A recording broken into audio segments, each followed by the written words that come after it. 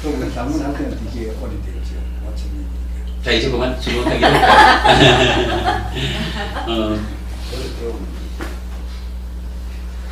사실은 우리 공부가 제가 그 설법을 통해서 전달해 드리는 것도 중요하지만 사실은 이렇게 그 자유롭게 대화하는 가운데서 좀 궁금한 점도 풀고 이러는 것은 굉장히 중요한 일입니다.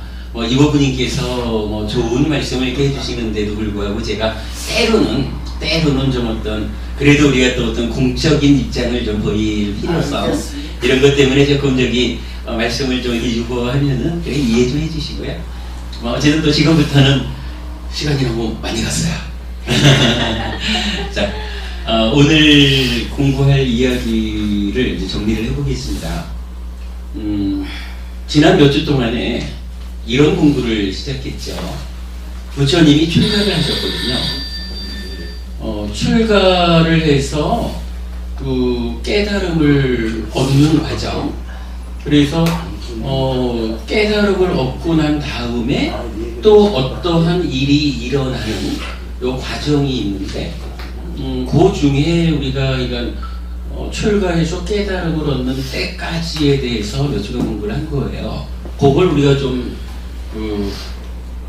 시기상으로 한번 나누어 보면 이렇게 볼 수가 있겠어요.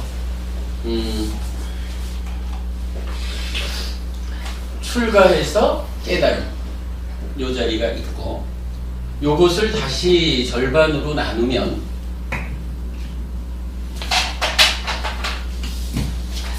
시행착오를 하신 기간이 있죠.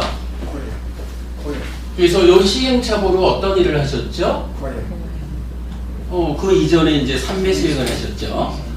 알라라칼라마 스승과 우따까라마 붓다 두 분 스승. 그리고 이제 경전에서는 까마에 대한 비유가 나타나죠. 이건 까마에 대해서 어떤 형태로든 입장 정리를 하시는 거죠. 어떻게 하면 깨달음으로 나아갈 수 있을까? 이럴 때 까마로부터도 벗어나야 되고 까마를 유발하는 내적인 것들, 불성법 이렇게 표현이 되죠. 그것들로부터도 벗어나야 된다. 이렇게 이제 표현하는 부분을 이게 어떤 기간이 설정되어 있지는 않지만 이건 부처님은 요 시행착오의 그 기간을 설명하는 데서 세 가지 중에 하나로 까마에 대한 이야기를 하시죠. 그리고 세 번째가 고행을 하시죠. 그리고는 고행의 끝에 어떤 표현을 하나요? 깨달음으로 나아가는 다른 길은 무엇일까?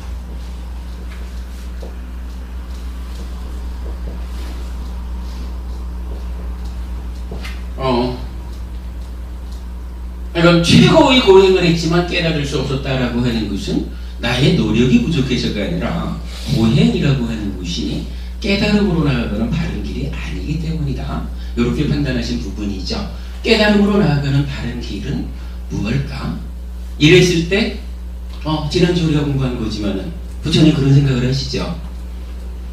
어릴 적에 농경지에 갔다가 나무 아래에서 명상에 들었던 기억이 있다. 그리고 그 기억이 요러 했으니까 초선이다. 이렇게 이제 생각하시는 부분이죠. 초선을 성취했을 때의 그 기억을 되살리면서 이 길이 깨달음으로 가는 다른 길이 아닐까? 이렇게 생각을 하고 거기에서 판단을 하죠. 그렇다. 이 길이야말로 깨달음으로 가는 바른 길이다. 그런데 거기에서 사실은 문제가 한 가지 나타났죠. 부처님이 문제 제기를 하나 하죠. 어떤 문제 제기가 있었나요? 지난주에 못 오셨죠? 영선부부님 어떤 문제가 있었죠? 기억이 안 나요. 그러니까 우리가 보통 뭐하는데 즐겁고 행복한 그게 취하면 안 되는 그 초선에서 버림에 대한 행복감 이거는 내가 취해도 되는 거라는. 그렇죠. 이런 문제였었죠. 깨달음으로 가는 바른 길 해가지고 초선에 대한 기억을 회상하면서 이것이야말로 깨달음으로 가는 바른 길이다 라고 판단을 했는데 그때의 상태를 보니까 떨쳐버리면서 생기는 희화락 해가지고 이게 웬만해서는 경험하기 힘든 엄청난 행복의 상태였거든요. 그런데 이게 인도의 보편적인 상황이었는지 아니면 고행 끝에 이런 생각으로 나아갔기 때문에 그런 건지 뭐 어떤지 모르지만 어쨌든 부처님이 그 생각을 할 시점에서는 깨달음이라고 하는 것은 괴로움, 고생스러운 가운데 깨달음으로 나아가는 것이지 행복한 가운데 깨달음으로 갈 수 있는 것은 아니지 않는가? 이런 어떤 그 고정관념을 가지고 있었다라고 우리가 지난주에 이해를 한 거죠. 그러다 보니까 깨달음이라는 게 이렇게 고생스러운 가운데 나아가야 되는데 바른 길이라고 판단한 초선이라는 것이 너무 행복한 경지다. 그렇다면 행복이 수반되는 이 길이 깨달음으로 가는 바른 길이 아닐 수도 있지 않은가? 이런 문제 제기를 했다는 거죠. 그리고는 거기서 어떻게 어떤 결론을 내리나요? 이러한 초선에 수반되는 행복이라는 것은 까마와도 무관하고 까마를 일으키는 내적인 어떤 불선법 이렇게 표현하는 내적인 것들과도 무관한 것이다. 그렇다면 내가 이러한 즐거움, 즉 까마로부터 벗어난 가운데 느껴지는 이러한 즐거움을 두려워할 필요가 있는가? 그래가지고 나는 이런 즐거움을 두려워하지 않는다. 요 장면이 지난주 수업의 핵심이었죠. 그래가지고 우리가 불교의 포괄적 목표 해가지고 어떻게 정리됐나요? 궁극적으로야 해탈에서 열반을 성취한다, 아라한된다, 윤회에서 벗어난다, 달리 말하면 존재를 소멸한다, 이런 거였죠. 그러나 이 존재의 소멸이라고 하는 궁극적인 목적으로 나아가는 그 과정, 요 과정이 부처님이 갖고 있던 우리가 이해하자면 부처님이 갖고 있던 고정관념에 의하면 고생스러움으로 존재의 소멸이라는 목적점에 가야 되는 거였는데 그렇지 않구나. 까마와 다른 까마와 불순법을 다 떨쳐버린 데서 생겨나는 이런 행복을 내가 두려워할 이유가 없구나 라는 이런 판단이 수반되다 보니까 불교의 수행의 과정에 대한 고정관념을 깨트린 어떤 상태가 정의되는 거죠. 그게 뭔가요? 존재의 소멸이라고 하는 궁극적인 목적이 있지만 거기까지 가는 과정도 이제 더 이상 고생스러운 괴로움 가운데 가는 것이 아니구나. 그래서 우리가 정리하기를 수행 과정은 우리가 존재로 있는 거죠. 욕계, 색계, 무색계의 존재. 존재로서의 행복에 토대한 존재의 소멸. 이렇게 말하면 불교의 포괄적인 목표다. 이렇게 말할 수 있겠습니다. 라고 지난주에 우리가 한번 정리를 해봤죠. 그리고 기억하시죠? 이제 그렇게 되었어요. 그렇게 놓고 보면 출가해서 깨달음으로 나아가는 그 과정이 둘로 나뉘어진 거죠. 시행착오의 과정이 하나 있어가지고 이런 과정을 이제 거친 거예요. 그래가지고 이제 초선, 좀 더 확장하면은 사선삼명이라고 하는 깨달음으로 나아가는 이 길을 부처님이 발견한 거죠. 그럼 그 길을 발견했으면 이제 어떻게 되나요? 이제 바른 길을 찾았다. 요 찾은 상태부터는 이젠 시행착오가 아니죠.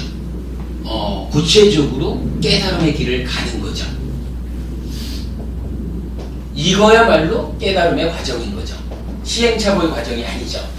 그리고 요 얘기는 표현하자면 이제 비로소 불교가 시작되었다.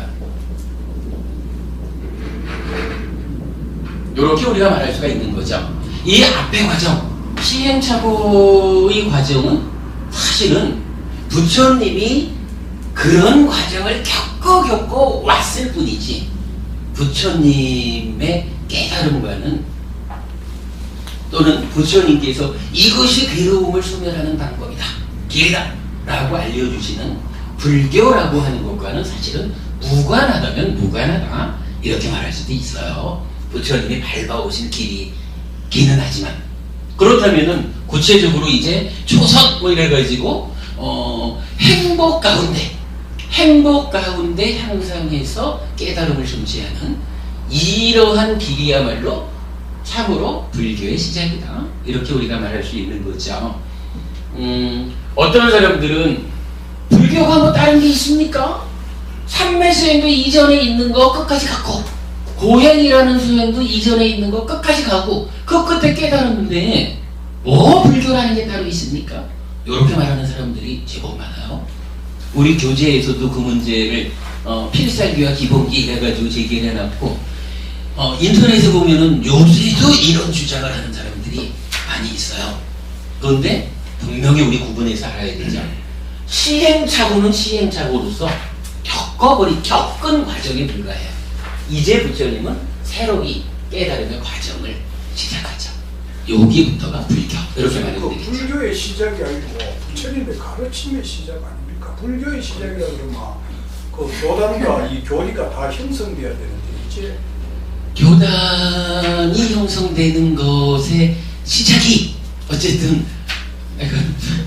부처님이 그 가르침이죠. 가르침의 시작이 예, 뭐 그래 합시다. 가르침. 그러니까 저는 여기서 이 불교를 불교라는 교단 이 측면보다는 부처님의 가르침 이렇게 생각합니다.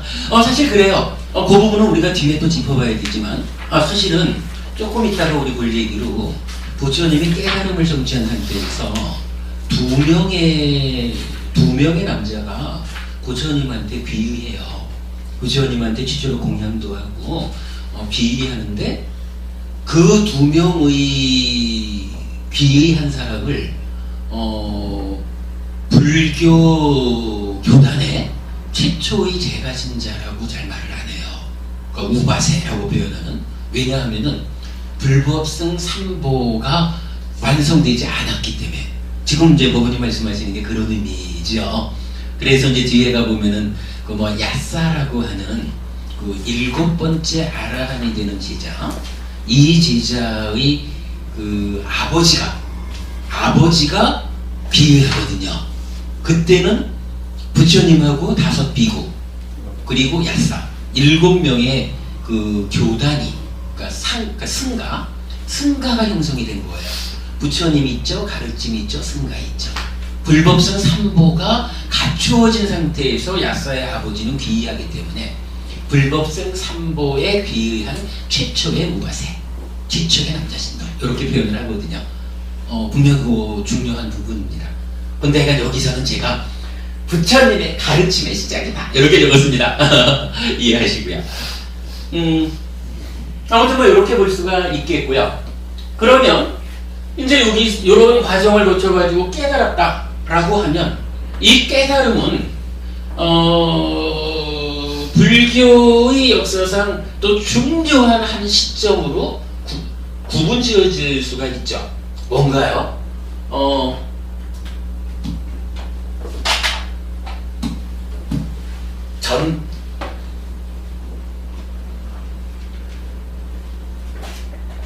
그냥 아예 그렇게 씁시다. 초전법륜이라고 말하죠. 초전법륜. 최초로 법의 바퀴를 굴리다. 부처님이 깨달았는데 아까도 말했지만 깨달았다라는 상태에서 끝나버리면은 사실은 아무 의미도 없는 거예요. 그냥 당신 혼자 행복하고 그만이지 뭐. 부처님이 깨달은 그 상태에서 혼자의 삶을 마감하지 않고 당신의 깨달은 바를 사람들을 위해서 가르쳐 주거든요. 그 가르침이 있기 때문에 가르침 때문에 아까 영성부분이 그 말씀하신 것 같네요. 그 가르침이 있기 때문에 그 가르침에 의지해서 우리의 삶이 향상한단 말이죠. 그것 때문에 불교가 의미를 갖는 거죠. 가르침이 전달되지 않았다 그러면은 사실은 아무 의미가 없는 거예요. 그러면 출가해서 깨달음을 얻고 이제 초전법륜에서 최초로 법의 바퀴를 굴린다. 가르침이 펼쳐지는 요 시점에 있단 말이죠. 요 시점까지를 우리는 사실 크게 나눠볼 수가 있는 거죠. 그러면 저기서 초전법륜에서 5 비구에게 법을 설해서 그 5명의 비구가 모두 아라한이 되는 이 과정을 통해서 사실은 부처님의 핵심적인 가르침은 다 설해졌다.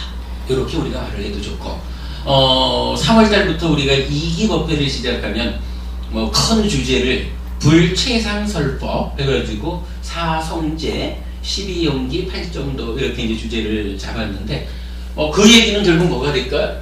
이 초전법륜을 통해서 부처님이 설하신 바, 그리고 그때 설해진 부분이 그야말로 만나는 사람의 그 형편 따라서 설명이 반복이 되고 추가가 되고 그러겠죠. 그 과정이 45년 이렇게 되는 거겠죠. 그래서 초전법륜이라고 하는 것은 불교적으로 대단히 중요한 한 시기가 되죠. 요 과정을 이제 오늘하고 다음 주까지로 해서 일단 1기 과정을 마무리 지을 건데, 요 과정도 사실은 한 번 더 구분 지을 수가 있어요.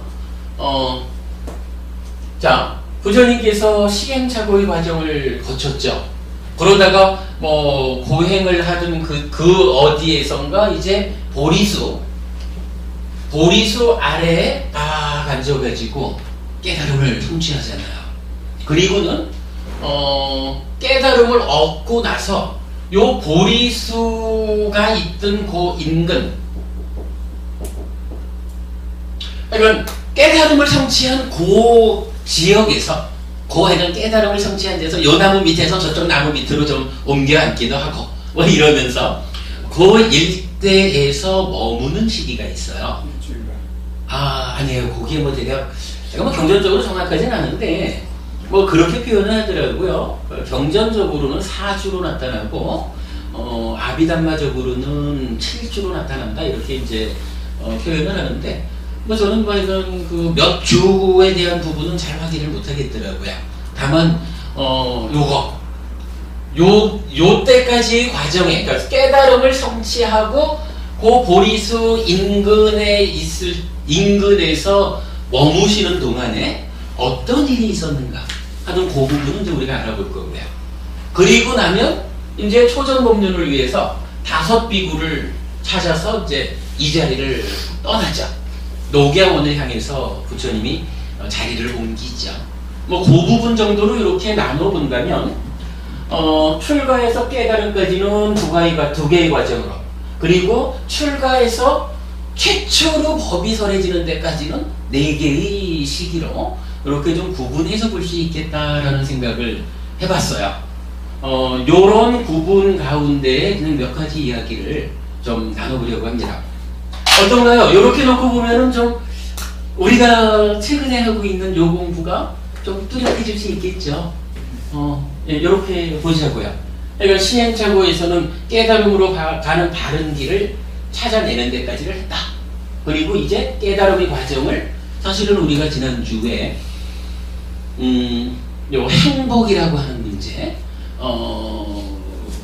나는 이런 행복을 두려워하지 않는다라는 부분을 중심으로 이야기를 했고, 그리고는 바로 그 오도성으로까지 부처님은 깨달음의 그 뭐라 그래야 되나, 오도성을 뭐라 그래야 되나, 이 깨달음의 어떤 경지를 오도성으로 노래했다라는 부분까지를 하고 마쳤었죠. 그리고 이제 이어지는 이야기가 좀 할 건데, 여기서 우선은 하나 좀 재밌는 이야기를 먼저 하나 하고, 여러분들 이 공부의 과정에 대해서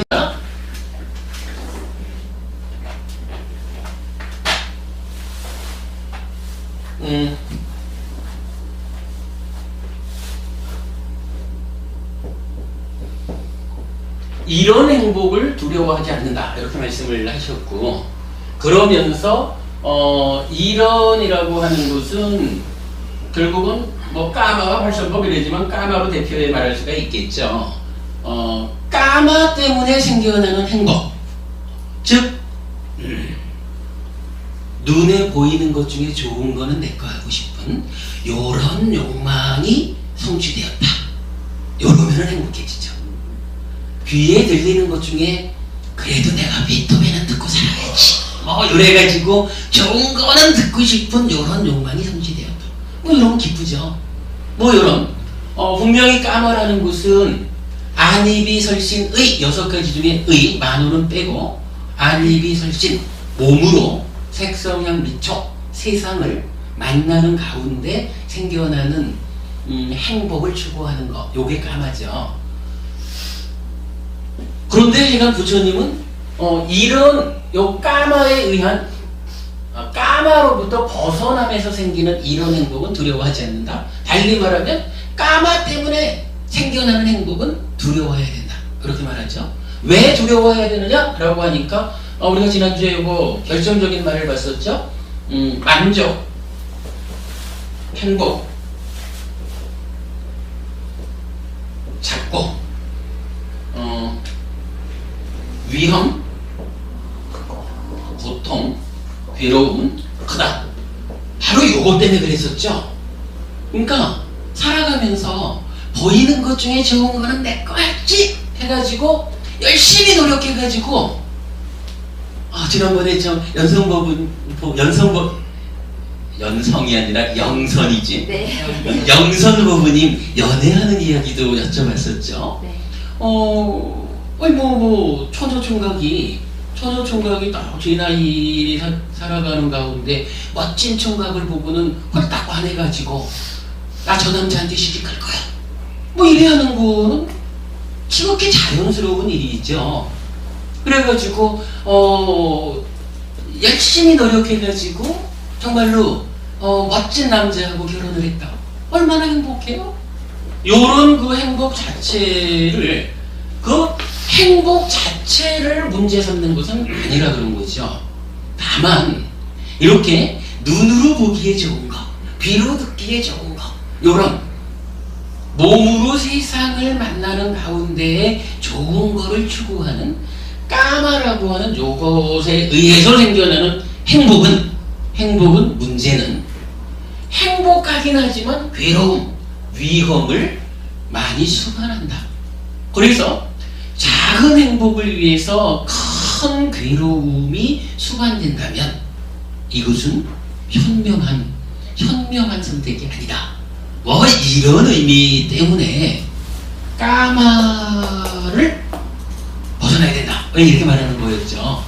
그런가 하면 까마로부터 벗어난 행복이라는 것은 거꾸로가 되는 거죠. 만족은 크고 위험은 작아요. 그래서 이게 끝까지 가면은 결국 우리가 좀 전에 말한 궁극적인 목적, 존재의 소멸, 해탈 이러면은 만족 100에 괴로움 0 이렇게 되는 거죠.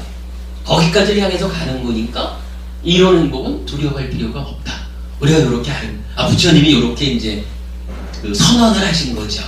그래서 불교의 수행 과정이 행복 가운데 더 큰 행복을 만드는 이런 수행으로 정의하게 된 거죠. 이걸 놓고 재밌는 이야기가 하나 있어요.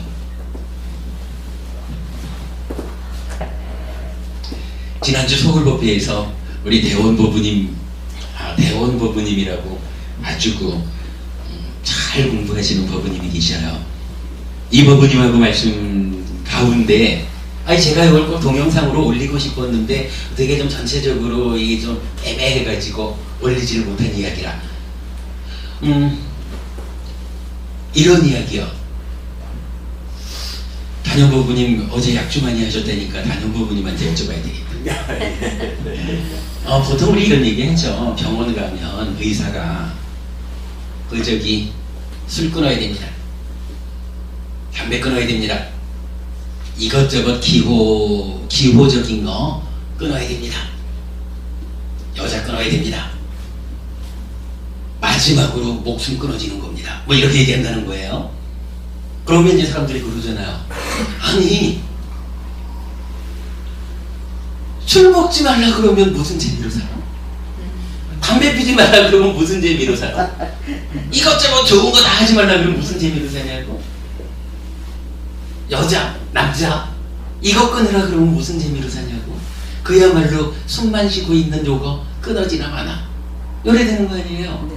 그래가지고 아이고 내가 차라리 조금 덜 살더라도 마셔야 되겠고 덜 살더라도 피워야 되겠고 뭐 이런 되는 거 아닙니까? 이런 이야기가 사실은 많잖아요. 네. 뭐 병원 얘기도 하지만 옛날 이야기로는 뭐 어떤 왕한테 왕의 그 주치의면은 뭐 이런 의사가 그 뭐라 그래요? 어의 그러나요?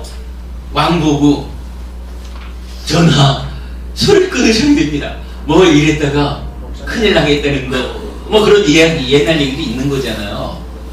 근데 그 얘기를 놓고 우리가 불피우가 있는 거라 정말 그럴까 하는 거 정말 그럴까 아닙니다. 나는 부부님 그 술 먹는 게 사실은 굉장히 기쁜 일이잖아요. 즐거운 일이잖아요. 그러니까 내가 술을 먹는데 왜 술을 먹지 말라 그래? 왜 술 먹지 말라 그러나요? 불자는 아니 그게 떠나서 건강 때문에 뭐 건강 예, 이거 또 실수할까봐 실수 예. 그거 표현하자면 이거예요. 술이라는 게 마시는 동안에 끝내주잖아요. 사실은 저도 출가 전에 술 때문에 참 바보스러운 인생을 참 부끄러워요. 참 부끄러운데 제가 출가 전에 술 때문에 참 많이 그 삶의 퇴보를 경험한 사람이라서 그 술이 얼마나 행복은 작고 고통은 큰지 만족은 작고 위험은 큰지 하는 것을 제가 잘 알아요. 술 먹지 말라고 하는 이야기가 만약에 술을 먹는다 라고 할 때 그 술 먹으면서 한 잔 소주를 넘기고 함께 대화하고 막 이런 기쁨만 있다 그러면 꼭 기쁨만 있다 그러면 술 먹지 말라고 할 이유가 없는 거예요. 술을 먹으면 좀 과하게 되면 말씀하셨듯이 건강을 해치죠. 좀 과하게 되면 이리저리 실수를 하게 되죠. 뭐 그 실수라는 게 돈을 많이 쓰는 실수도 있지만 뭐 괜히 뭐 술김에 말을 잘못해가지고 뒤에 한 번 말하면 술자리에서 말 한마디 실수하면은 한 달은 쫓아다니면서 미뤄야 되잖아요. 뭐 별의별 괴로움이 많다고요. 결국 술 자체가 싫어서가 아니라 나빠서가 아니라 요 술에 수반되는 큰 위험, 괴로움 요것 때문에 술 먹지 마십시오.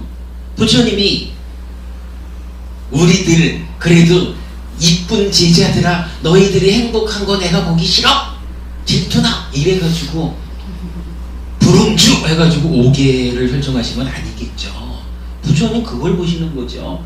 술이 마실 때 생겨나는 술과 함께 할 때 생겨나는 그 만족 행복이 없는 것은 아니지만 그것보다는 거기에 수반되는 위험 고통이 너무 크기 때문에 안 된다. 사랑하는 지자들아 순간의 행복을 위해서 큰 위험을 만들지 마라. 부처님 요래서 불음주 말씀하시는 거죠. 달리 말하면 뭔가요? 술 마시는 거 까마잖아요. 그죠? 그러니까 의사도 술 마시지 마십시오 이러는 거고 임금님 전하 술 드시지 마십시오 이렇게 충언을 하는 거죠. 요 얘기죠. 요거 이해되죠 여러분? 예. 그러면 마찬가지로 담배 피는 거 담배 왜 담배 피지 말라 하겠어요? 후보님 담배 왜 피지 말라 할까? 안 피워봐도 알지. 우리 서방님이 완전 골초래가지고. 그럼 서방님 보고 담배 피지 말라라고 혹시 권했다면 왜 권했을까요? 그거는 저번에 내가 잘 모르시겠구만. 그런 얘기겠지 뭐. 결국 담배도 말이죠. 솔직히 속상하고 화나고 이럴 때 담배 한 대 쫙 빨아보셔요. 제가 과거에 나 오늘 부끄러운 얘기가 많다. 제가 술과 담배에 좀 일각견이 있으시죠. 웬만해서 그래도 제가 참 나 그런 모든 것을 출가 이전의 삶으로 정리했다. 출가 이후에 더 이상 그 유혹에 빠지지 않았다. 라는 부분이 그래도 제가 여러분 앞에서 설법할 수 있게 해주는 거죠. 나중에 따지고 보면 술과 담배라고 하는 이 맛있는 거, 여기에서 얻어지는 요 행복이 참으로 위험이 크다. 요렇게 바로 알아가지고 거기서부터 제가 벗어났기 때문에 지금 여러분한테 이렇게 설법할 수 있는 큰 행복을 제가 누리는 거지. 아직도 제가 술과 담배를 끊지 못했다, 거기에서 벗어나지 못했다 이러면 여러분 앞에서 설법도 못하죠. 어쩌다가 설법을 한다 그래도 뭔가 좀 여러분 우리가 오계를 지킵시다 이렇게 말하면서도 속으로는 나는 못 지키는데 이렇게 물러나야 되잖아요. 그런 거죠, 그죠? 담배도 똑같은 거라. 그것도 물질적인 거 까마라. 이런저런 기호활동 똑같은 거예요. 만약에 기호활동을 지장행보부님처럼 나는 열심히 법회 가가지고 배우고 배운 거를 정리하고 이거를 가서 누구에게인가 전해주고 이것이야말로 나의 취미요, 이것이야말로 나의 기호활동이요 이런다 그러면 부처님이 그거 하지마 이러지 않을 거예요. 근데 대부분 기호활동이라는 것은 좀 다르죠. 그러니까 기호활동에 대해서도 문제제기를 하는 거죠.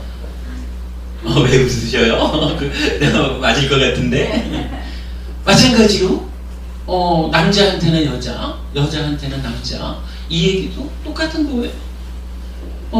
지난주 저녁 시간에는 제가 소개를 해드렸는데 앙구따라 니까야 하나의 모음 첫 번째 경전, 그러니까 앙구따라 니까야 전체 중에 첫 번째 나오는 경전이 뭐냐 하면 남자의 마음을 가장 유혹하는 것, 여자의 모습이다, 여자의 소리다, 여자의 냄새다, 여자의 맛이다, 여자의 감촉이다 이렇게 나타나요. 6번째부터 10번째까지 나타나는 경전은 뭐냐 하면 여자의 마음을 가장 유혹하는 것, 남자의 모습이다, 남자의 소리다, 남자의 냄새다, 남자의 맛이다, 남자의 감촉이다 이렇게 나타나요. 색성향 미촉. 그러니까 색성향 미촉 중에 최고로 유혹적인 것이 뭐냐라고 하니까 남자한테는 여자의 색성향 미촉, 여자한테는 남자의 색성향 미촉 이렇게 말하는 거예요. 그러니까 의사가 여자 큰 거, 남자 큰 거 하는 것도 따지면 결국 그거라. 그걸로 인해서 만족은 작은데 위험은 크다. 그러니까 사실 의사가 젊은 남자, 젊은 여자가 서로 사랑하는 이 사랑이 깊어지는 데 대해서 문제 제기를 하나요? 그렇지 않잖아요. 한 60, 70대 늙은이가 어찌 해보려고 하면 당신 그것 때문에 죽을 수 있어 하지마 이렇게 말리는 거죠. 그러 되는 거죠. 아무튼 이제 그 얘기를 저는 여기서 짚어보려는 거예요.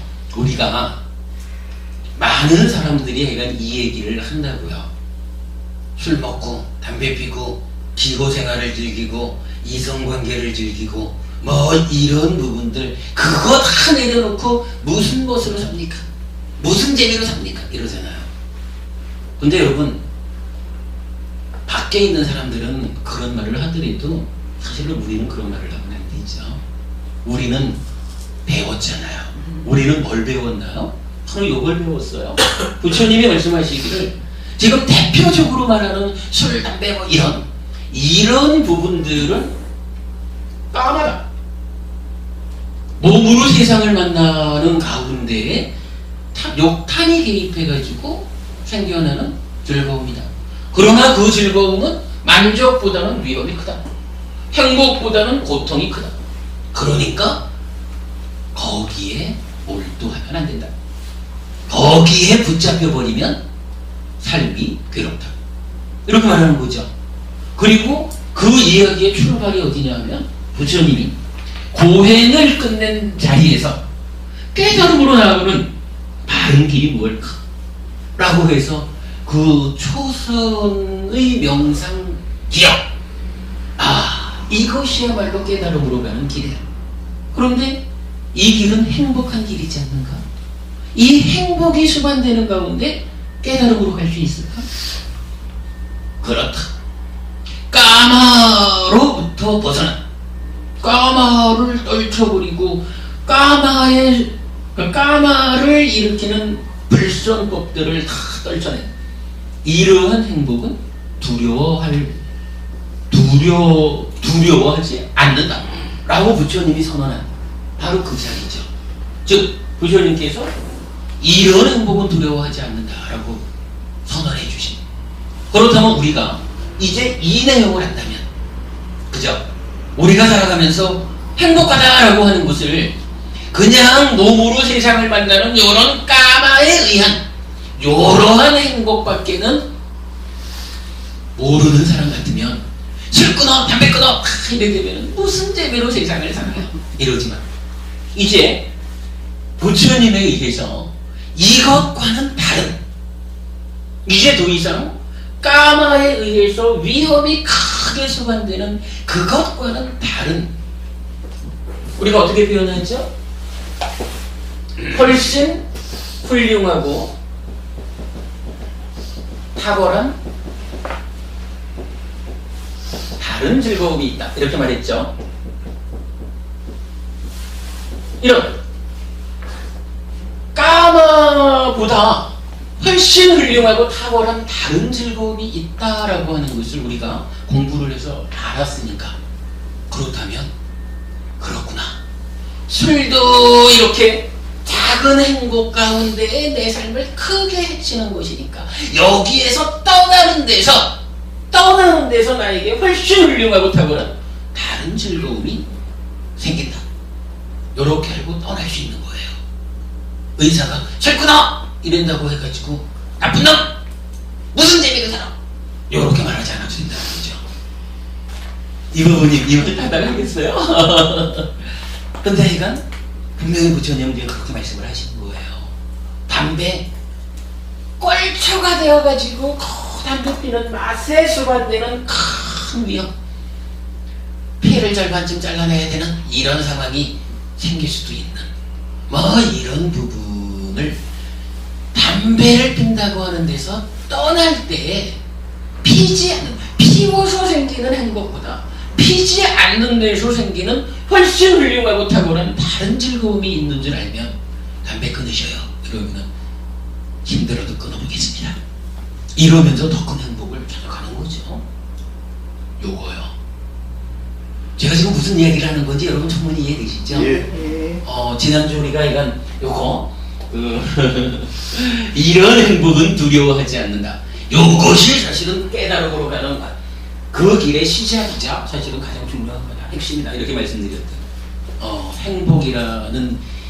행복이라고는 이 느낌이 어떻게 구성되어 있느냐 하는 이 부분, 요 부분을 이렇게 우리 일상적인 이야기 가운데, 하여간 지난주에 서울법회에서 우리 대원고부님께서 이 질문을 질문도 아니고 그냥 재밌게 이렇게 말씀 나누는 데서 병원에 가면 그래 했지요 이렇게 말씀을 하셔가지고 참 좋은 설법 주제입니다. 이 부분은 우리가 꼭 알아야 되겠습니다 해가지고 이제 말씀을 드렸던 건데, 이 부분은 제가 이건 의도적으로 오늘 여러분들께 다시 전달을 해드리는 겁니다. 굉장히 중요한 일이죠. 행복이 이러이러한 행복이 있다라는 거 알아야 됩니다. 자, 이렇게 놓고 그 다음에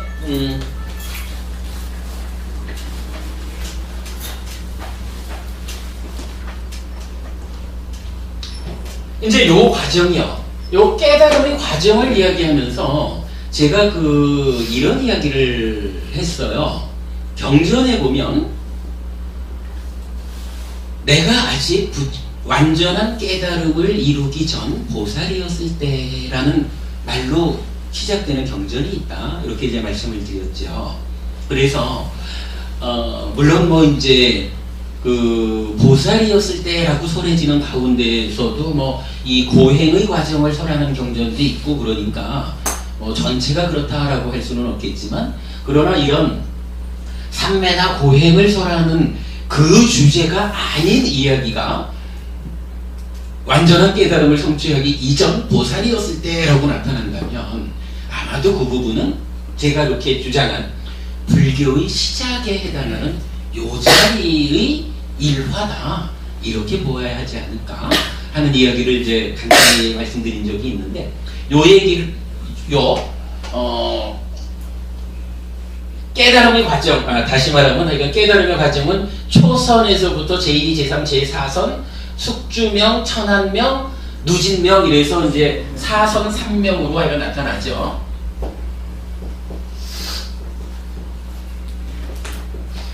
사선 3명으로 깨달음의 과정은 나타나는데, 요 과정 속에 숨어 있는 거로, 그러니까 그래도 우리가 니까야를 푸는 공부를 하다 보니까 발견되는 거 이렇게 보아도 될 것 같아요. 그러니까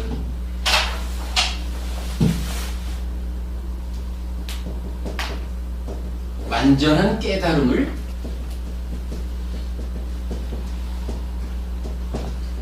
성취하지 보살이었을 때,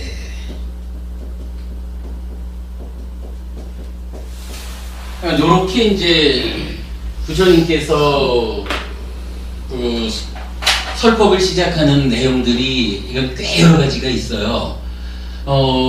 사실 제가 요번 교재를 이제 이 교재를 편집하면서 그 뭐랄까요, 그 좀 전체적인 내용을 책 한 권에 담아보겠다라는 욕심이 좀 있다 보니까 뒤에 가가지고 뭐 사성제, 12연기 뭐 하여간 전체적인 내용을 포함하려고 하다 보니까 요 부처님의 이러한 그 삶의 과정을 설명하는 부분을 이 공부한 것 중에서 아주 요약적으로 좀 편집을 하다 보니까 많은 내용이 나와 있지를 않아요.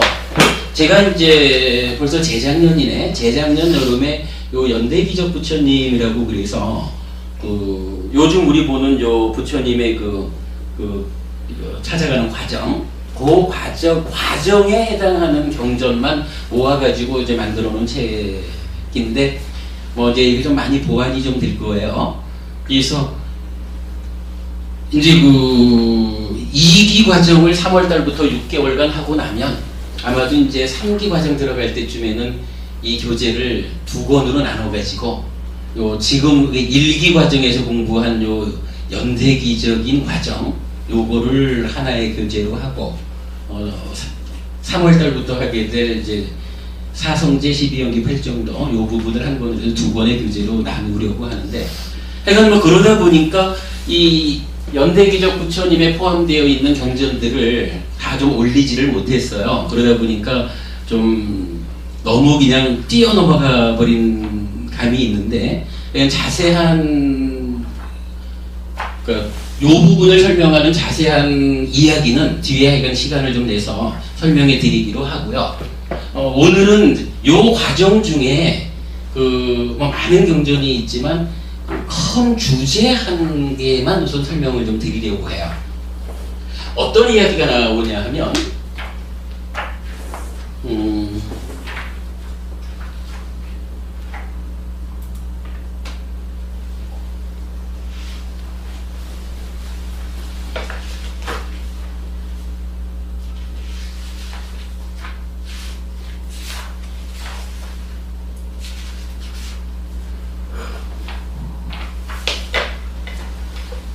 자, 예를 들어서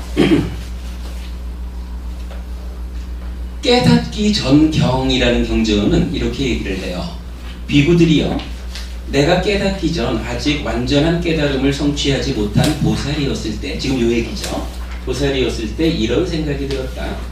무엇이 눈의 달콤함이며 무엇이 위험함이며 무엇이 벗어남인가? 무엇이 귀에, 코에, 혀에, 몸에, 만호의 달콤함이며 무엇이 위험함이며 무엇이 벗어남인가? 라고. 비구들이여, 그러자 나에게 이런 생각이 일어났다. 눈을 관연하여 일어나는 육체적 즐거움과 정신적 즐거움이 눈의 달콤함이다. 눈이 무상하고 괴로움이고 변하기 마련인 것이 눈의 위험함이다. 눈에 대한 욕탐을 길들이고 욕탐을 제거하는 것이 눈으로부터 벗어남이다. 그래서 이제 안이비설심의 이쪽 반복이 되거든요. 이 해간 아직 보살이었을 때를 설하는 경전 중에 여러 개의 경전이 요 대상을 좀 달리해요. 그러니까 지금 여기 같으면 안이비설식의 6내입처에 대해서 달콤함이라는 거, 위험함이라는 거, 벗어남이라는 것을 말했죠. 그리고 또 어떤 경전은 6외입처에 대해서, 그러니까 색성향 미촉 법에 대해서 달콤함, 위험함, 벗어남을 설해요. 그런가 하면 어떤 경전은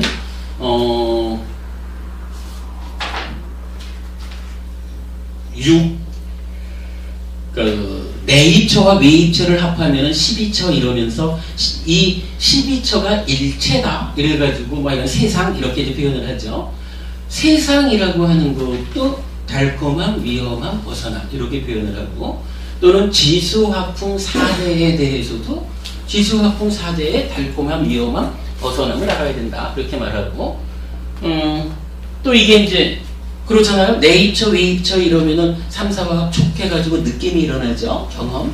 이런 느낌에 대해서도 달콤함, 위험함, 벗어남을 설하고, 또 색수상행식 5온에 대해서도 달콤함, 위험함, 벗어남을 설하고, 그러니까 요 달콤함, 위험함, 벗어남이라고 하는 요 표현에 대해서 부처님이 굉장히 강조하는 것을 알 수 있어요.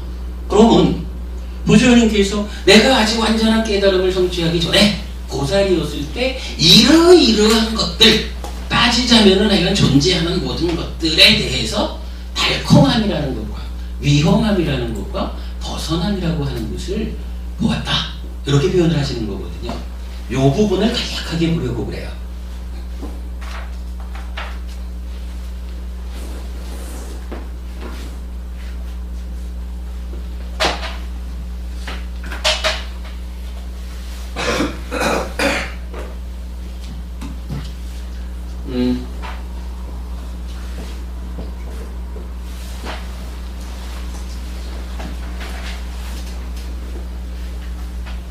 자, 먼저 달콤함이라는 번역어가 나와요. 달콤함, 원어가 아사가예요. 위험함,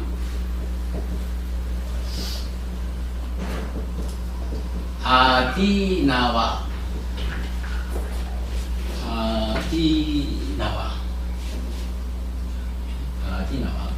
그리고 벗어남, 니사라나.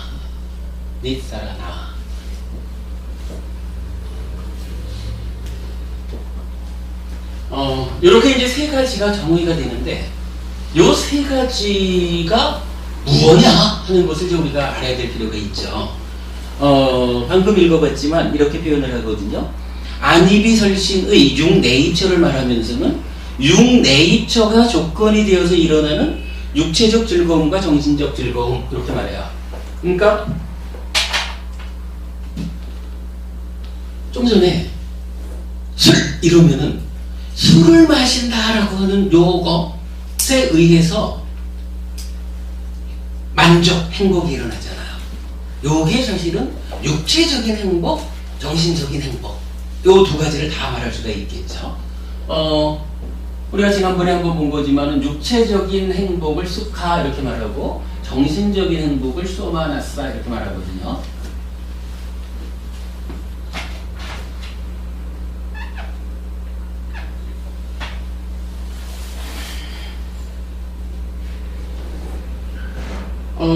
우리가 지난번에 느낌에서 느낌을 5가지로 말할 때 3가지에서는 행복이라는 스카, 괴로움이라는 두카, 그리고 두캉, 아수캉 이래서 불고불락 이랬는데 요거를 5가지로 나누면 그 느낌이라고 하는 기능 이렇게 나옵니다. 해가지고 그때는 수카가 혼자 쓸 때는 행복을 대표하는 거지만 5가지로 나누면 정신적인 행복, 정신적인 만족은 소마나사라는 단어한테 떼주고 육체적인 행복만을 수카 이렇게 부른다 그랬죠.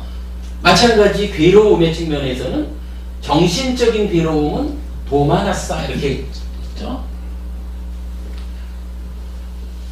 그리고 정신적인 괴로움을 두카.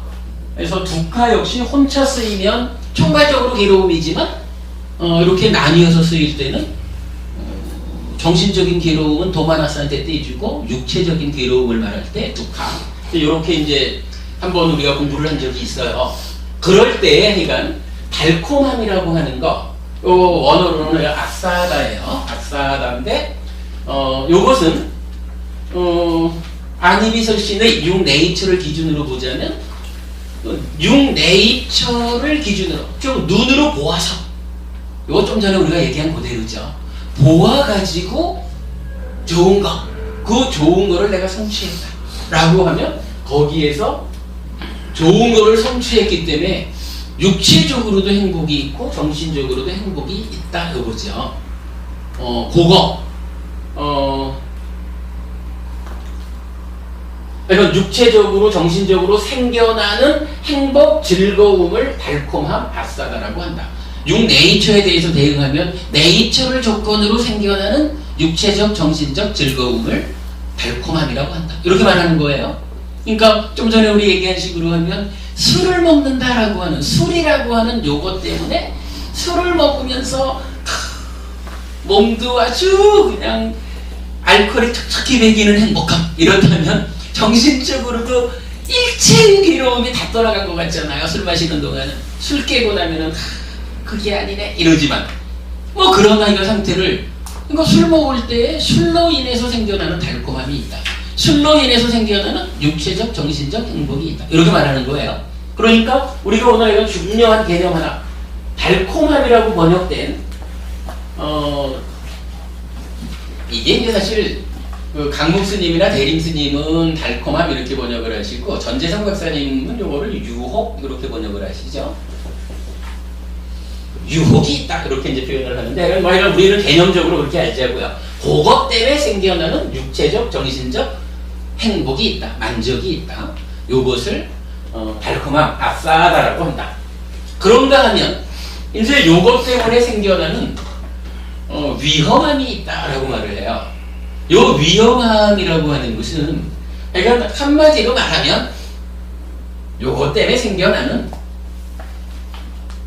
괴로움, 육체적 괴로움, 정신적 괴로움, 이렇게 이제 이해를 하면 되는데, 우리가 이제 그 다음 기수의 사성제를 할 때 고성제, 즉 괴로움이란 무엇이냐라는 것을 공부하게 되면 요거 술, 담배 뭐 이런 까마 때문에 생겨나는 괴로움이 구체적으로 어떤 게 있느냐 하는 것을 경전에서는 아주 서산하게 설명하고 있거든요. 그런 부분 뒤에 배우기로 하고, 일단은 이건 개념적으로는 뭐 이런 괴로움이든 저런 괴로움이든 어쨌든 그것 때문에 생겨나는 육체적, 정신적 괴로움이 있다. 그 괴로움을 위험함이라고 한다. 그러면 우리가 까마에서 벗어나는 이유는 뭐? 벗어나야 되는 이유는 뭐예요? 달콤함은 작고 위험함은 크기 때문에. 작은 것을 얻기 위해서 큰 거를 잃어야 한다면 어리석은 짓이다. 이런 의미죠. 그렇게 이제 위험함, 요거 아디 나와요. 요 아도 장음이고 아이, 디도 장음이에서 아디 나와 이렇게 있고, 그 다음에 이제 벗어남이라고 하는 게 나와요. 이 벗어남이란 어떤 의미겠어요? 달콤함이 크고, 아니지, 달콤함은 작고 위험함은 크다 이러면은 에이구, 작은 것을 위해서 큰 것을 잃어야 된다면 나는 안 할 것이야. 이런 것이 벗어나는 거죠. 그죠? 그 벗어남을 이제 니사라나 이렇게 말하는데, 요거에 대해서는 어떻게 말하느냐 하면, 보아서 좋은 것은 내 거 하려고 하는 요렇게 말한다면, 요 좋은 거는 내 거 하려고 하는 요거를 우리가 뭐라고 불러요? 욕탐이라고 부르죠. 뭐 탐진치의 차탐 이렇게도 말하는 거지만, 그러니까 욕탐 이래가지고 요 원어로 참다라가라고 하는 거죠. 참다라가 이런 이야기예요. 술을 마시면 작은 행복이 있어요. 그런데 술을 마시면 큰 괴로움이 수반돼요. 그러기 때문에 나는 술이라고 하는 요 유혹에서부터 벗어나야 되겠습니다. 벗어나려면 어떻게 해야 됩니까? 어떤 것이 벗어나는 겁니까? 라고 하니까 술 마시고 싶어요 라고 하는 술을 향한 욕탐, 술을 탐하는 마음, 작년에 제 경험에 의하면 새벽까지 마신 술 때문에 하루 종일 힘든데도 한 5시 넘어가지고 퇴근할 시간쯤 되면 전화 돌리잖아. 한잔 어때? 요거 뭐냐 하면 내가 오늘 너무 노골적으로 이 나의 과거를 털어놓는데 여기에 뭐냐 하면 술을 향한 욕탕인 거라. 그죠? 그러면 술에서 벗어나자라고 하는 거 부처님은 이렇게 정의하는 거예요. 술에 대한 찬다라가 욕탕을 내려놓는 거. 그러면 어떤 사람은 형편상 예를 들어서 술 마시는 남자들이 좋아하는 핑계 그 영업상 접대를 위해서 한잔했다 이러면 정말로 술에 대한 어떤 욕탕 때문에 술을 마시지 않는 사람 같으면 어제 저녁에 10시까지나 술을 먹었잖아. 나 오늘은 퇴근하자마자 집으로 간다. 요러는 사람도 있는 거예요. 그거는 술을 향한 욕탕을 내려놓은 거야. 술에 대해서 욕탕을 일으키지 않는 거예요. 술로부터 벗어나고 집으로 이쁜 마누라 하면서 쫓아가는 거죠. 그런데 어젯밤 10시가 아니라 새벽까지 술을 마셔놓고도 하루 종일 그냥 사우나를 가야 되나? 어쩌면서 회사 생활도 대충 해놓고는 퇴근 시간 되면은 또 다이얼을 누른단 말이에요. 오늘 한잔 어때? 해장해야 되잖아. 요거 바로 그게 욕탐이죠. 술에 대한 욕탐이라. 그러면 술에서 벗어나자라는 거 무인도에 갖다 놔도 아마 무언가를 발효시켜서라도 마실 거예요. 술에 대한 욕탐을 내려놓지 않으면 안 없어지는 거거든요. 그래서 부처님은 벗어나, 니사라나라고 하는 단어를 찬다라가 그것에 대한 욕탐을 버리는 거예요. 욕탐을 내려놓는 이렇게 말을 하거든요.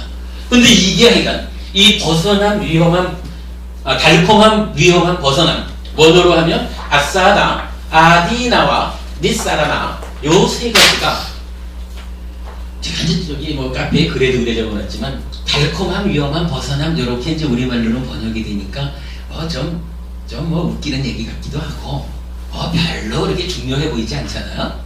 그런데 사실은 부처님이 내가 아직까지 완전한 깨달음을 성취하기 전 보살이었을 때 내가 어떤 일을 했느냐 여러 가지 경전이 나오지만 그 중에 가장 큰 비중을 차지하고 있는 게 바로 이거라.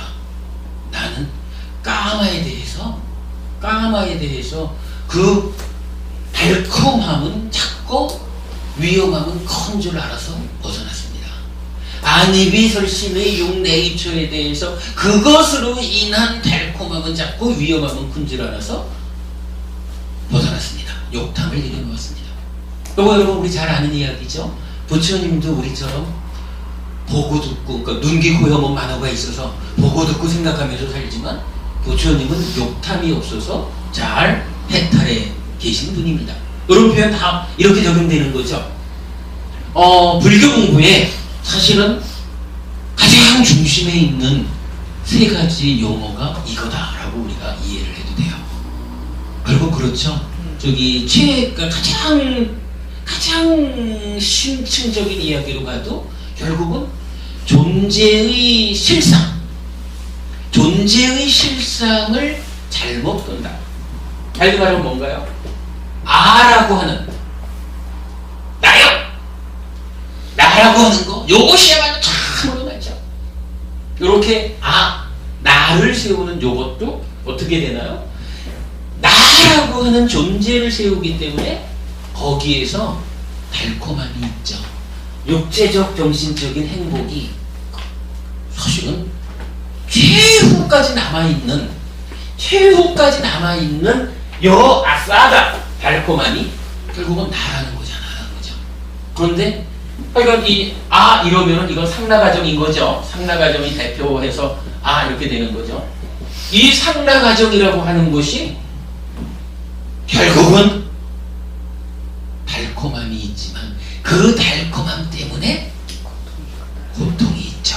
우리가 존재로부터 벗어나지 못하고 윤회의 삶을 반복해야 되는 거죠. 그러면 어떻게 되나요? 그러한 달콤함 때문에 윤회의 삶을 반복한다라는 거 위험함이죠. 그러면 거기서 벗어나려면 어떻게 해야 되나요? 이 존재에 대한 오해, 상나가정, 알을 세우는 요거에 대해서 찬나라가 욕탐을 내려놓고 존재를 어떻게 보아야 돼요? 있는 그대로 존재의 실상을 보아야 되죠. 존재의 실상 무언가요? 그렇죠. 여기서 무상고 무아가 나오잖아요. 그러면 이 무상고 무아라는 이 이야기가 뭐예요? 상나가정으로부터 상나가정이 나라고 하는 요것에 대한 욕탐을 내려놓다. 그 욕탐에서 벗어나니까 존재의 실상을 무상고 무아라고 있는 그대로 보았다. 그러면 존재의 실상을 바로 보았을 때 법안이 열렸다 이렇게 말하고 수다원 예류자를 성취했다 이러고 여기까지만 오면 아라한을 성취하는 일이 보장이 되는 거죠. 최대 7생 이전에 아라한이 성취되는 거죠. 뭐 이렇게 놓고 보면 결국은 부처님 가르치는 어떤 틀이라는 것이 달콤함과 위험함과 벗어남이라고 하는 요 틀에서 이러한 상황에서는 어떠한 달콤함이 있고 어떤 위험함이 있는가, 그래서 어떻게 벗어나야 되는가, 요렇게 단계 지어져 가지고 올라가겠죠. 아무튼 요 자리 깨달음의 과정에서 부처님이 완전한 깨달음을 성취하기 전 아직 보살이었을 때라는 요런 표현으로 시작되는 경전이 참 많이 있지만 그 중에 뭐 자세한 것은 우리가 뒤에 공부하기로 하고 오늘 요러한 전개의 과정에서는 아주 중요하게 달콤한 위험한 벗어남이라고 부처님께서 말씀하시는 요러한 가르침의 체계 요거 오늘 요거는 우리가 배운 거로 하자고요. 여러분 이제 니카야를 보다 보면은요 굉장히 많은 경전에서 달콤함, 위험함, 벗어남 그리고 조금 더 확장하면 일어남, 사라짐, 달콤함, 위험함, 벗어남 요렇게 표현되는 경전이 무지무지하게 많아요. 저도 처음에는 이 달콤함, 위험함, 벗어남이라고 자꾸 반복되는 데서 의미를 못 찾았었어요. 뭐 이 얘기를 자꾸 많이 반복하는가 이랬었거든요. 그런데 그야말로 오늘 공부는 그 얘기가 많이 나오네요. 공부를 하다 보니까 경전에 대해서 이해할 수 있는 폭이 좀 깊어지니까 깊이가 깊어지니까 이런 부분들이 보이는 거예요. 아무튼 여러분 달콤한 위험한 벗어남이라는 것은 굉장히 중요한 교리적인 개념 우리가 꼭 이해해야 할 내용이다 라는 거 말씀드리고요. 시간이 좀 되긴 했지만 그래도 한 가지는 우리가 좀 얘기를 더 하기로 합시다. 자, 어쨌든 그 깨달음의 과정에 대한 이야기는 요 달콤한 위험한 벗어남을 설명한 거 그리고 좀 전에 하여간 술, 담배 이런 까마 그 부분 뭐예요? 즐거움, 행복이라고 하는 것이 훨씬 훌륭하고 탁월한 다른 즐거움이 있다라는 부분을 모르는 사람이나 그거 다 끊으면 뭐하러 살아? 이렇게 말하는 어리석음을 말하지 더 큰 행복을 있는 줄 알아서 추구할 줄 아는 사람은 내려놓고 더 큰 행복으로 가지 뭐 이렇게 할 수 있다는 거 그거 우리 오늘 공부에 아주 중요한 이야기로 한 거로 하고요. 여기에서 한 가지 이야기만 좀 더 하도록 하겠습니다.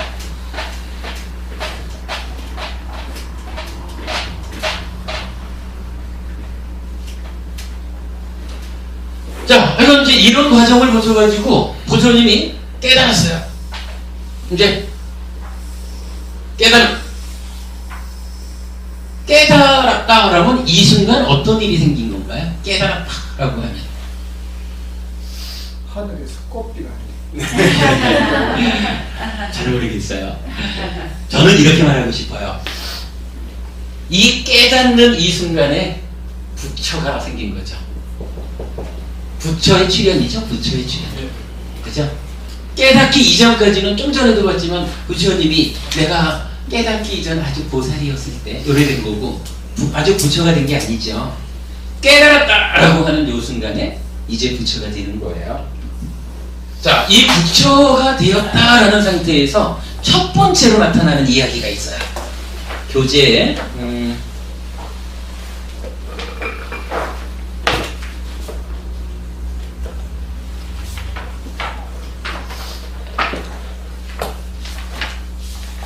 제가 생각해도 오늘 공부가 참 멋있다. 161페이지 한번 보십시오.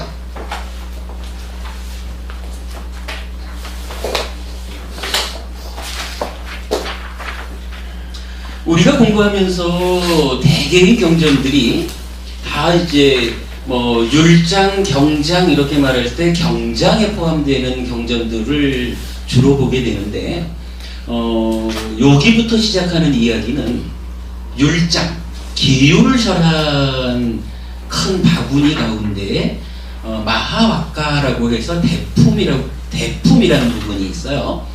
그 율장 대품의 이야기를 가지고 이제 이 깨달음 이후의 이야기를 전개해 나갈 거예요. 우리 교재를 보시면서 여러분 이렇게 참고를 하시자고요. 깨달음 이 시점부터 기준을 어디에 기준을 했느냐 하면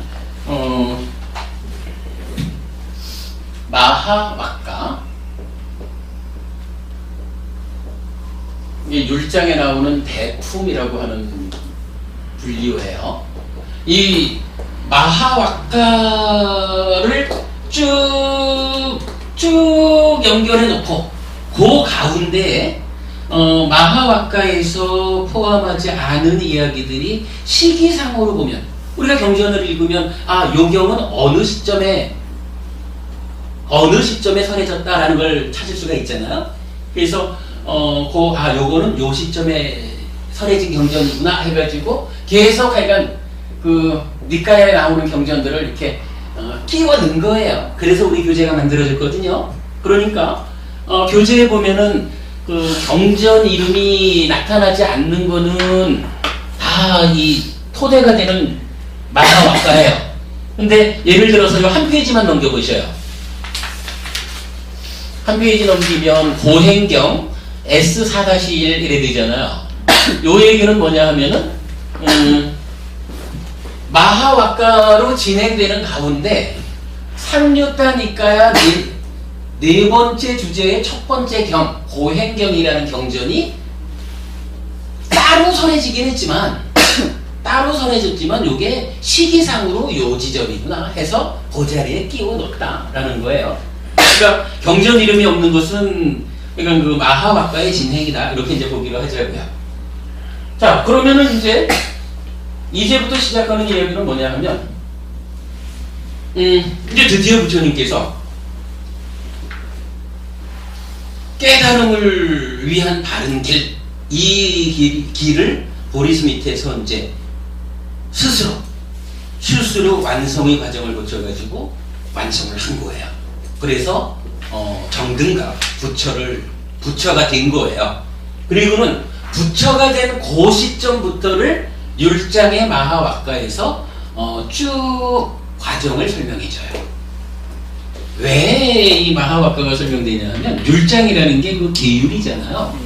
계율이 어떤 과정에서 계율이 생겨납니까? 라는 부분을 설명하려니까 최초로 뭐 글쎄 사람마다 좀 다르겠지만 요 율장 대본 저 뒤에 가면은 오랍이고요. 이러면은 그걸로 그러니까 부처님이 누가 부처님 제가 부처님한테로 출가하고 싶습니다. 이럴 때 부처님이 에히비쿠 이래가지고 오랍이고요. 이렇게 한마디를 하셔요. 그러면 그래 지금부터 그대가 나의 제자가 되어서 수행하라. 그러면 나의 제자가 되도록 인정했다 그러면 이게 계를 준 것 같은 거죠. 그러면 최초로 최초로 계가 설해졌다라고 하는 것은 어디냐? 이러면은 우리 5 비구 중에 꼰단냐 존자가 그러니까 교진여죠. 꼰단냐 존자가 최초로 법안이 열려가지고 수다원을 성취한 그 상태에서 부처님 제가 당신에게 출가하고 싶습니다. 이렇게 이제 출가를 요청해요. 그때 당신이 이미 가르쳐 놓고도 부처님이 에히비쿠 오랍이고요. 이렇게 말씀을 하셔요. 그래가지고 최초로 공식적인 제자가 생기는 거예요. 그러면은 이제 표현하자면, 그러니까 제가 옛날에 제가 참 우리 은사 스님 얘기 잘 안 하지만, 우리 은사 스님이 한번 이제 설법하실 때 보니까 요 자리가 최초의 계율이 선해진 자리다. 이렇게 이제 설명하신 걸 들은 적이 있는데, 저도 공감을 해요. 이제 그렇게 계율이 최초로 시작되는 그 과정을 설하기 때문에 율장에 포함되어 있다. 이렇게 우리가 이해할 수 있을 것 같아요. 어쨌든 이건 부처를 이룬 시점부터가 요 경에서 설명되고 있어요. 자, 161페이지에 잠깐 보겠습니다. 첫째로는 이제 12연기를 수력으로 관찰하다 이렇게 나오는데, 그곳에서 처음으로 스승 없이 스스로 최상의 깨달음을 성취한 부처님은 7일 동안 움직이지 않고 좌선하면서 해탈의 즐거움, 해탈락을 누렸다. 그러던 중 밤이 시작될 무렵 연기를 발생하는 대로 그리고 소멸하는 대로 관찰했다.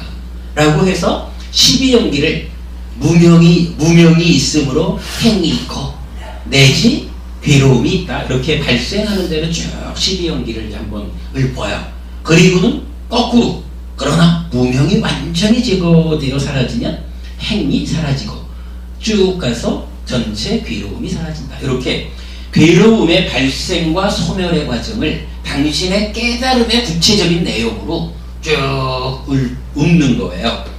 자, 여기에서 저는 이제 딱 시작하는 자리에서 이걸 보고 싶어요. 우리가 부처님을 설명하는 방법이 여러 가지가 있죠. 우리가 오늘 아까 시간에 공부한 거로는 부처님 하면 첫째 어떻게 봤어요?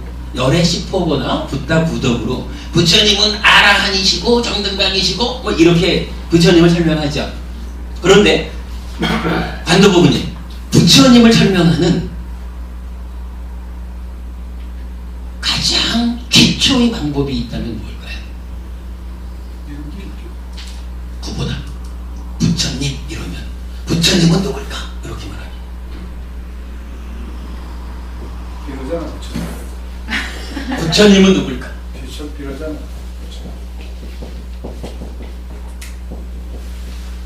스승을 시키다는 거죠. 예류자.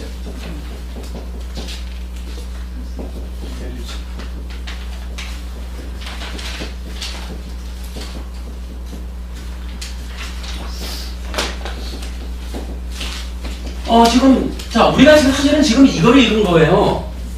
그곳이 어디야? 이제 보리수 아래가 되겠죠. 보리수 아래에서 하면서 부처님을 얘기하는데 뭐라고 정의하냐 하면, 처음으로 스승 없이 스스로 최상의 깨달음을 성취한 부처님. 부처님이 누구냐? 이러면은요. 부처님이 누구냐 하면 바로 이 얘기예요. 처음으로 스승 없이 깨달았어요. 스승 없이 스스로. 무엇을? 최상의 깨달음을 성취했어요. 부처님을 정의하는, 그러니까 역사상으로 이제 처음 과정을 거쳐가지고 부처가 됐잖아요. 부처가 되어가지고는 부처가 되었는데 그 부처된 고기부터를 시작하는 마하와카에서 첫마디로 고기 보리수 아래에서 부처님이 7일간 해탈락을 즐겼습니다. 이렇게 말하거든요. 부처님이 해탈락을 즐겼습니다. 해탈에서 오는 그 즐거움을, 해탈의 즐거움을 누렸습니다. 이랬는데 이때 부처님을 정의하잖아요.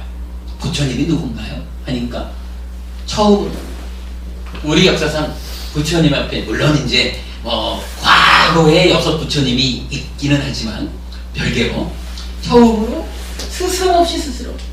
왜 스승이 없나요? 삼매수행할 때 스승이 있었죠? 그러나 삼매수행의 과정에 있었던 스승은 이 깨달음의 과정으로 들어선 그런 스승이 아니잖아요. 시행착오의 과정에 불과했지. 이제 불교 가르침의 시작이 되는 이 자리를 어떻게 했냐고요? 스승 없이 스스로. 깨달음으로 나가는 바른 길은 무엇일까? 이래서 이거요. 이 길에 수반되는 행복을 나는 두려워하지 않아. 이러면서 스승 없이 스스로 했다고요. 그래가지고 최상의 깨달음을 성취하니까 그때 비로소 부처님이 된 거거든요. 그래서 저는 이런 생각해요. 부처님을 다양한 방법으로 설명하지만 부처님에 대한 가장 근본적인 정의 요겁니다. 처음으로 스승 없이 스스로 최상의 깨달음을 성취한 분. 두 번째도 있습니까? 두 번째요? 뭐 그럼 여러 가지 나오겠죠. 뭐. 아무래도 이제 우리 우리 카페에 메뉴 가운데 부처님이라고 된 메뉴가 있어요. 거기 보면 부처님을 이러저러하게 정의하는 게 많아요. 좀 아까 같이 열의 10% 부처님을 정의하는 것도 있고, 또는 부처님을 나는 교계하는 자다. 이런 것도 부처님을 정의하는 거고, 우리 카페 보면은 요 부처님이 어떻게 정의되느냐 하는 것만 이렇게 좀 모아놓은 게 있으니까 참고하시고요. 근데 두 번째로 스승 없이 스스로 깨달은 사람은 없죠. 그건 없죠, 아직까지. 아직까지가 아니라 불교 안에는 없는 거죠. 글쎄, 그제 말씀하시는 걸 알겠네. 그러니까 처음이라는 말이 사실 필요 없는 말이 아니냐. 예. 이런 의미겠죠. 그럴 거예요. 사실은, 제가 요거 원어를 확인하지 않았는데, 처음이라는 말은 사실은 없어도 돼요. 그러니까 제가 좀 전에 요걸 얘기하면서 따지자면 과거에 6 부처님은 계셨지만, 이렇게 이제 표현을 했는데, 일단은 이건 번역된 대로 그냥 제가 적었는데, 어쨌든 이게 처음이면 두 번째가 있어야 되지 않느냐? 그런 지적도 타당하네요. 근데 이 부분은 우리 의미 주지 말고 넘어가기로 합시다. 그러면 이 부분은 좀 배제할까요? 그러면 중요한 것은 스승 없이 스스로 최상의 깨달음을 성취한 분. 이렇게 표현하면 더 좀 문제없이 번역이 되겠네요. 부처님에 대한 최초의 정의입니다. 요거 꼭 기억하시자고요. 자, 그리고는 이제 밑에서 보면 부처님은 12연기를 발생과 소멸의 측면에서 쭉 읊고 나서 그 다음에 이렇게 이제 나타나요. 그때 부처님은 감흥을 다음과 같이 마음속으로 읊었다. 열심히 바른 삼매를 닦는 수행자에게 법이 분명히 드러나면 인을 갖는 법을 분명히 알기 때문에 모든 의심이 사라진다. 한밤중이 되었을 때 다시 연기를 발생하는 대로 그리고 소멸하는 대로 관찰했다. 그리고 마음에 떠오르는 감흥을 다음과 같이 마음속으로 읊었다. 열심히 바른 삼매를 닦는 수행자에게 법이 분명히 드러나면 연의 소멸을 알기 때문에 모든 의심이 사라진다. 밤이 끝나갈 무렵이 되었을 때 다시 연기를 발생하는 대로 그리고 소멸하는 대로 관찰했다. 그리고 마음에 떠오르는 감흥을 다음과 같이 마음속으로 읊었다. 열심히 바른 삼매를 닦는 수행자에게 법이 분명히 드러나면 태양이 허공에서 장렬하듯이 악마의 군대를 마침내 부숴버린다.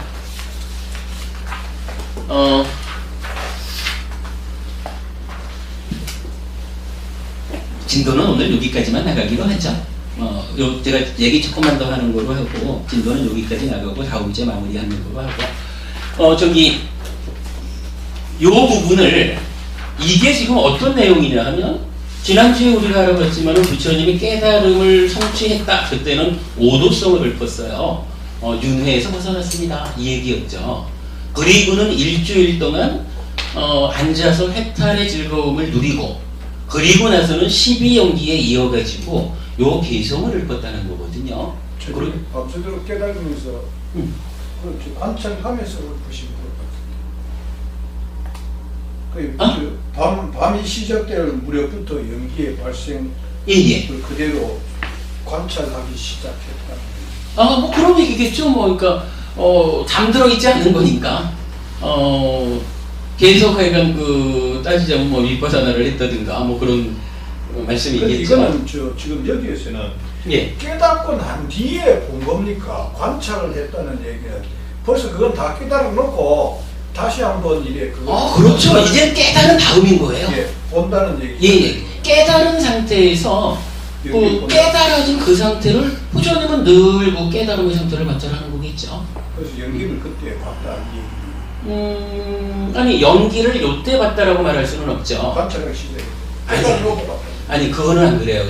우리가 이제 금방 다 생략했지만 아직 보살이었을 때를 말하는 경전 중에 12연기를 깨닫는 그 과정이 나타나요. 그래서 이미 12연기를 깨달았기 때문에 부처가 이루어진 거지, 이 부처가 된 상태에서 정리해서 12연기가 나타났다 이렇게 볼 수는 없어요. 그리고 이제 이 장면은 이미 12연기를 깨달아서 부처가 되었는데 일주일간 해탈의 기쁨을 누리고 나서 이제 내가 깨달은 내용을 한번 읊어보자 라고 그냥 읊은 과정 이렇게 봐야 되겠고, 그 부분을 또 뭐 반복해서 다시 관찰하는 거고 그러겠죠. 그 가운데에 하룻밤에 3번에 걸쳐서 그 개성을 읊은 거예요. 여기 악마와 군대를 마침 이제 부셔버렸다. 악마와 군대는 노래를 잠깐만요.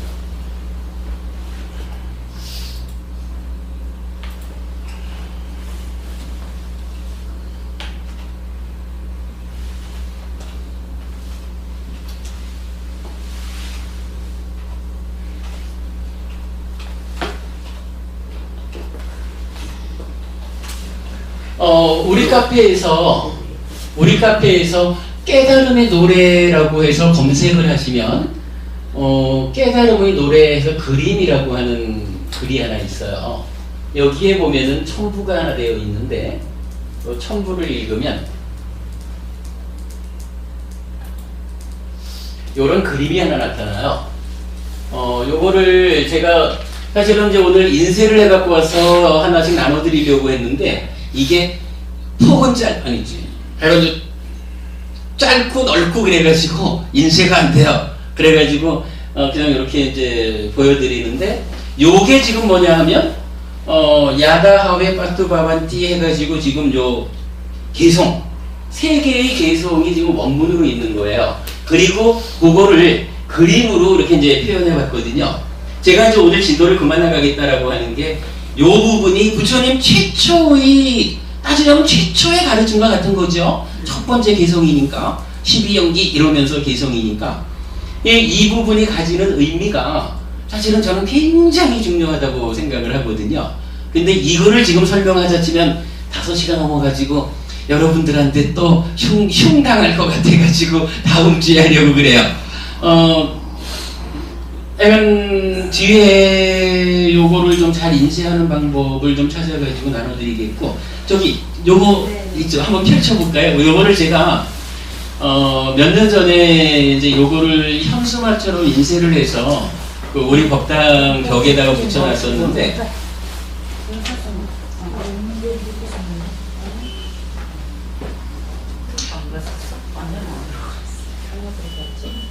찾아보셔요.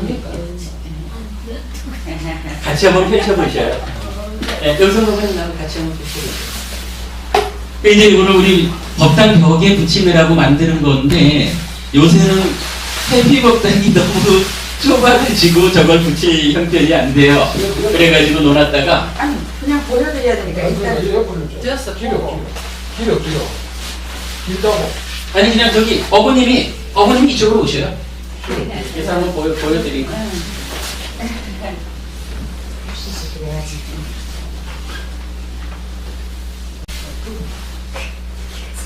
예, 이제 이렇게 돼 있는데, 좋네.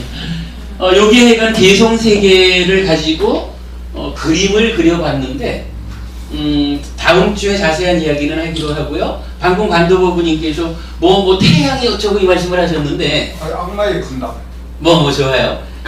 그 의미는 지금 어느 부분에 속하느냐 하면, 우리들의 삶이 위드 탐진치 했거든요. 탐진치와 함께하는 원인, 내 의해서 사라지면 우리의 삶이, 태양이 지금 잘 안 보이지만 여기 구름에 가린 거예요. 구름에 가려져서 태양이 흐리흐리한 거야. 그런가 하면 이제 위드아웃 탐진치, 우리의 삶이 탐진치 없는 원인과 함께 하게 되면 구름이 싹 걷혀가지고 쨍쨍해지는 거예요. 악마의 군단 뭐 이런 게 아니라 이런 표현이죠. 구름이. 예, 뭐 그런 거고. 그러니까 그래서 구름 낀 요런 상태는 괴로움이죠. 괴로움이 일어나는 거고, 구름이 제거돼서 쨍쨍한 그 상태는 괴로움이 소멸한 행복함, 이거. 이렇게 이제 개성 세계를 가지고 그림을 만들어 봤는데, 뭐 그런 대로 저기 잘 표현하고 재미있는 것 같아서 요거 하면 나중에 그 여러분들 뭐 책꽂이 삼아 책꽂이 삼아도 이렇게 쓸 수 있도록 인쇄해 드리도록 할게요. 요거 이제 요 벽면에 붙여 놓을 겁니다. 이거 그렇게 참고하고 오늘은 한 여기까지만 하죠. 뭐 이어지는 이야기 그 그림의 내용은 다음 주에 더 설명드리도록 하겠습니다. 이 그림이 사막에 가면 거꾸로 돼야 될 것 같아요. 사막에는 태양보다 구름이 더 그러네요. 그럴 수도 있겠네요. 자, 아무튼 뭐 그럼 이렇게 좀 마치고요. 뭐 저기 지금부터는 이제 가실 분 가시고 뭐 말씀 나누기로 하고 저한테 질문하실 게 있으면 질문하시고요. 우선은 저한테 질문하실 게 있으면 먼저 질문 받도록 할까요? 스님, 무상고 무아라 했잖아요. 네. 고의 경우 우리는 이제 짧은 그 걸어서는 네. 때로는 행복할 때도 많잖아요. 네, 근데 이제 부처님은 순수하게 무상고 무아라 하셨잖아요. 예, 예. 그러니까 그게 이해가 좀 어떨 때는 안 될 때도 있고 될 때도 있고 막 이러는 거예요. 그게 그 어떤 그러니까 스님 어떻게 이해하셔가지고 모든 게 고다 이렇게 딱 정의가 내려지세요. 저기 그래 이제 여기 우리 3월달부터 제가 아까 말씀드리기를 사성제, 고성제에서 밖에 벽에 걸어놓는 게 더 낫겠습니다. 좀 이따 합시다. 어제 써보고 난 뒤에 저 버버님 우리 이거 조금 이따 합시다. 지금 이제 얘기해야 되니까 또 사성제 중에 고성제, 괴로움에 대한 공부를 하면서 그 부분이 좀 자세히 설명이 될 거예요. 우리 교재에도 이제 거기까지는 정리가 되어 있는데 일단 괴롭다라고 하는 것을 뭐 몇 가지로 구분하는 방법이 있는데 그 중에 이제 기본적인 거 하나는 존재의 실상을 말할 때 이런 무상고 무아해서 무상하고 괴롭고 그리고 본질아니다 그렇게 말하는 거잖아요. 이때 괴롭다라고 하는 것은 자 일단은요 우리 까마식으로 그 바깥 벽에 가는 게 더 낫지 싶은데 들어봐 탁 보이게. 아니 이렇게 됐어. 야, 이제 오늘 저녁 때 수업에 보시고 좀 하시다 그러시네요. 그런 게 있습니다. 안 그래, 그래도 저는 이건- 바깥 하자 말씀 그래서 나갔다 왔는데 저녁 때 좀 전에 말씀 나눈 식으로 사실은 여러 가지 살아가는 가운데 우리가 이 몸으로 세상을 만나는 데로부터 시작해서 참 많은 행복을 누리잖아요. 근데 문제는 이런 행복이 어떤 거냐라고 따져보니까 만족은 작은데 위험이 큰 거다 하는 거잖아요. 뭐 그런 부분 때문에 기본적으로 위험하다, 괴로움이 있다라고 하는 부분을 우리가 봐야 되잖아요. 그런데 왜 이런 부분이 괴로움으로 나타나느냐 하는 것을 첫 번째 설명하는 방법이 존재하는 모든 것이 열반을 제외하고는 모든 것이 그 존재하는 실상이 어떻냐면 요거는 부처님이 가르쳐 준 거예요. 부처님이 열반을 제외한 모든 것의 실상이 조건 지어진 것이다. 이런 이야기거든요. 근데 조건 지어져 있다라고 하는 것이 문제는 조건이 너무 다양해요. 예를 들어서 법부님이 그 가정에서 많은 행복이 있죠. 뭐 남편하고든 아이들하고든 많은 행복이 있는데 요 행복이라고 하는 것이 원래 행복 이렇게 딱 정해진 원래 행복한 거로 고정된 것이 아니라는 얘기라 부처님이 보는 그러니까 열반을 제외한 모든 것 그러니까 행복이라고 하는 고놈까지도 원래 행복한 것으로 딱 정해진 게 아니라 조건 지어진 거라. 그렇다면 당장 남편하고 그냥 서로 마주보고 웃으면서 행복하다 요런 행복이 있다 해도 사실은 그 행복이 왜 행복하냐 하면 지금 법부님도 남편한테 할 말을 다 잘하고 남편도 법부님한테 할 말을 다 잘하고 뭐 요렇게 두 분 사이에 여러 가지 조건들이 그냥 불만이 없게 갖추어져 있으니까 행복하다 이렇게 되는 거거든. 그러니까 두 사람의 관계라고 하는 데서 이런저런 것이 조건이 되고 그 조건이 마음에 드는 상태의 조건이기 때문에 결과로 행복이 나타난 것 뿐이에요. 그런데 조건 지어졌다라고 하는 것은 또 다른 의미로는 이 조건이 바뀌면 따라서 바뀐다는 거거든. 그러니까 오늘은 법부님이 남편하고 아주 웃으면서 행복한 행복한 하루가 될지 몰라도 어쩌다가 뭐 그 남편이 좀 마음에 안 드는 행위를 오늘 밤이라도 했다. 그러면 내일 아침에는 남편을 볼 때 오늘처럼 행복할 수 없다는 얘기라. 왜냐하면 두 사람의 행복을 결정하는 이 조건 중에 행복을 깨트리는 조건이 생겨나 버린 거예요. 그러면 조건이 이렇게 행복을 깨트리는 조건이 생겨났습니다 라고 할 때 결과는, 그러니까 무상하다라는 말이 결과는 조건 따라 바뀔 수밖에 없다라는 거거든요.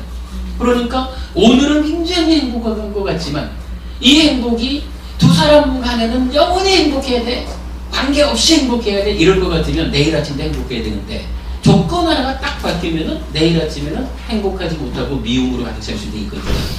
요거를 괴롭다라고 표현하는 구체적 이유는 사실은 우리 삶에 이렇게 조건 지어진 삶 가운데 조건이 너무 많아. 그저 조건이 뭐 한 서너 개쯤 된다 이러면은 웬만해서는 문 들어가셔요? 웬만해서는 정성부모님이 열심히 노력하면은 웬만해가지고 몇 가지 조건 정도는 잘 제어를 해가지고 행복을 유지할 수가 있어요. 그런데 잘 따지고 보면 이 조건이 너무 많아. 예를 들어서 그래요. 지금 나하고 남편하고 둘 관계야 이럴 것 같지만 사실은 법부님도 예를 들어서 친정집에서 좀 안 좋은 일이 있다 그러면은 울적해질 거예요. 남편도 시댁에 안 좋은 일이 있거나 출근을 했다가 거래처하고 어떤 일이 있었는데 사업적으로 매우 안 좋은 일이 생겼다거나 이래 되면은 사실은 남편은 자기 아내한테 좋은 남편이고 싶어도 남편을 규정짓는 여러 가지 다양한 조건들 때문에 남편의 상태가 나빠진단 말이야. 이런 식으로 따지고 보면 굉장히 다양한 조건들, 많은 조건들이 모여가지고 오늘은 우리 남편하고 나하고 얼마나 행복한지 몰라. 이렇게 결과를 만들어요. 그러나 그 다양한 조건이 내 능력으로 잘 제어가 되지 않는다는 거예요. 그래가지고 갑자기 어디 부도를 하나 만든다거나 이러다면 남편 기분이 확 나빠지지 그러면은 그것 때문에 원인이 돼가지고 오늘 저녁에 둘이 좀 다툴 수도 있죠.